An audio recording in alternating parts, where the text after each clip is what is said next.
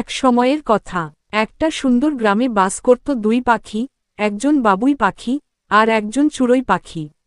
তারা ছিল খুব ভালো বন্ধু, তবে তাদের জীবনযাপন ছিল একেবারে আলাদা। বাবুই পাখি ছিল খুবই পরিশ্রমী। সে সারা দিন খুঁটে খুঁটে ঘাস, খড় আর নানান উপকরণ জোগাড় করত, আর তার নিখুঁত বুননে বানিয়ে ফেলত দৃষ্টিনন্দন বাসা। সেই বাসাটা ছিল গাছের ডালে ঝুলন্ত এক অদ্ভুত সুন্দর শিল্পকর্ম, যেন এক শিল্পীর ভালোবাসার নিদর্শন।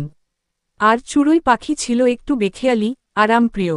সে গাছের ডালে বা দেয়ালের খাজে সামান্য কয়েকটা খড় কুচিয়ে একটা মোটামুটি ঠাঁই বানিয়ে নিতেই খুশি থাকত।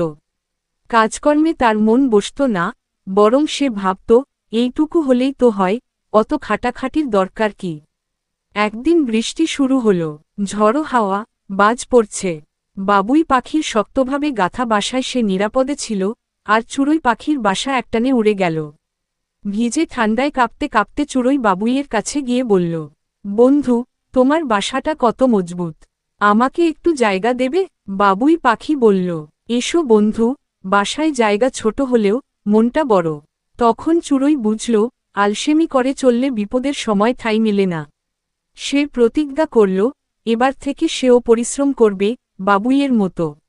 এইভাবেই বন্ধুত্ব আর পরিশ্রমের একটা চমৎকার শিক্ষা দিয়ে শেষ হয় বাবুই আর চড়ুইয়ের গল্প।